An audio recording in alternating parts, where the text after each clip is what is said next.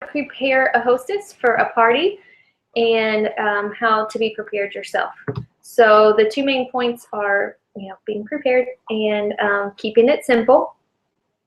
So a couple of things you want to do before you get there are make sure that you only take in one bag, and you want people to see how simple and easy this business is and how you can be duplicatable very easily.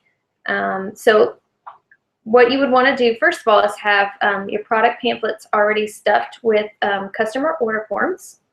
If you choose to include a distributor form, that's up to you, but at least a customer order form so that you're not doing that at the party.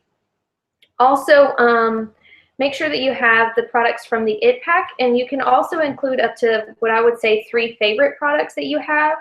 And it's really important that you use your own bottles. So ones that can be almost empty or empty, one that keeps your cost down, and 2 that shows people that you actually use your own product and that they don't have to invest a whole lot of money just to have their setup for their party. So use your own bottles. If you need some when you're first getting started, please ask your upline. They should have extra bottles. Let's see. Make sure that you arrive a little bit early to the party. I don't think you need 30 minutes. 15 minutes should be sufficient amount of time to get your setup ready, but also to go ahead and get your hostess wrapped, because you don't know what your hostess has told their guest, and so you don't know what they're expecting. They might have no idea why they're even there. So by having your hostess wrapped, when your guests get there, they can see how easy it is. It's not a full body thing. And they'll be more inclined because you already have somebody wrapped to wrap in case they're not aware of what they're doing. I would also recommend, before you even get to the party, your mindset is very important. And Anthony used to always say this, but I really think it's important to go in with expectation. Going in expecting the sale, or assuming that you're going to sign up loyal customers and distributors. By doing that, you're already thinking in advance of how you're going to talk to people, and it just gets your mind right. And I think the closing rate, sign-up rate will increase. So also make sure, if you haven't already, it's really important. Even if you don't need the notes when you're doing your party pad presentation, I would suggest printing off the notes from the document section of your eSuite, because when people can see that you have notes, they think, hey, I don't have to memorize all this stuff. I don't have to have a PhD in science to be able to talk about this. So just by reading off the notes, it becomes more duplicatable, and it keeps it simple. It also will keep you on task, so that's really important. And that's another point I want to bring up, is respecting people's time. If it's a large party, of course, wrapping everyone and going through the presentation and unwrapping can take some time. But if it's an average sized party, you don't really want that to turn into a 2 to 3 hour party. You want to keep it as close to an hour and a half to 2 hours max. One, because you don't want to be gone that long from your families, I'm sure. 2, if people are thinking, hey, I might want to host a party, or hey, I might want to do this business, but you take a 3 hour party, that might be discouraging to them. And so by keeping it to a minimum, you are getting home faster to your babies, but you are also, again, keeping it simple, keeping it duplicatable. People think, hey, I can do that. I can take an hour and a half, max 2 hours a night to go do a party, rather than 3 or even longer, 3 hours. So keep that in mind. What else? Also, a couple of things that I have been trying lately. One is doing a packet for the host. So the reason that I started doing this is actually somebody who scheduled a party asked me for a packet. And so I thought, well, she's kind of expecting it. I want to make sure I look professional. So I put together a packet, and in that packet I included a product pamphlet. I included some customer order forms, some distributor forms. I also included some Blitz cards so that she could use those as invites. They were blank, so it didn't have my information on there, just so that she could, in that blank spot, put her address, put the date, time, whatever she wanted there. There's also a party host letter that I printed off and included. And what I've done in the past for people who have been out of town and not local to me, and I was going, for instance, to Ohio to do this party, instead of mailing her all of these documents, I sent them electronically through email. So it's called the Party Host Letter, and you can find that on our team page on Team Freedom and Fortune under the files. It's the very first document, so you have to scroll all the way down the list to find it. But it's very short, to the point, but it includes all the pertinent information. And one of the things that it includes is following up with that host 2 days before the party so that you can get a final number. And that's really important. You want your host to be in contact with the guests. And another way to do that, but I wouldn't solely rely on this, is creating a Facebook event. And I've seen often people are just using their Facebook events to promote their party. You want to make sure you tell your host not to do that. I like to use that just as a go-to for information. And so they can have, the address, they can double check the time, but then also I tend to upload before and after pictures, kind of get them thinking about products that I'm going to feature ahead of time. And so you wouldn't want to overwhelm them with too many, but a couple here and there before the party I think is good.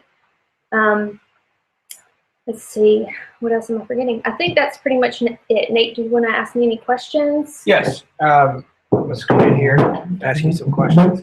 And they're not going to see me. Okay. All right, there we go.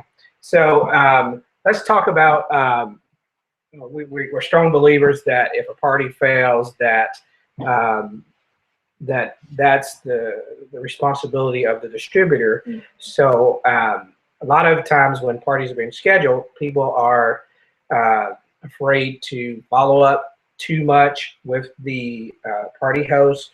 So what can you tell the listeners here, the viewers, about overcoming that fear? How much is too much, per se, and what is not enough? I think part of that answer depends on when the party is. So most of the time I will schedule my party a week to 2 weeks out. If you have one that you're scheduling further in advance, obviously you want to stay in contact with that host throughout that whole time. I've even known situations where, because it was booked so far out and the distributor did not stay in contact with the host, that they completely forgot that they were going to host a party, and you don't want that to happen. So I would just, again, contact that person, get everything set up, do all of your initial conversation with that person, and then I would check in maybe a couple days into it and say, hey, how's the response going with the people that you've invited, and see if they have any questions, because they might have questions. Someone might have asked them a question that they don't know how to answer. It might be totally new to them. And then I would also, again, if it's a week to 2 weeks out, then I would definitely check in with them 2 to 3 days before the party. And usually what I'll say, even if it's a text or a Facebook message or a phone call, I'll say, I just want to make sure I have enough wraps and facials for your party. So do you know approximately how many people are going to have there?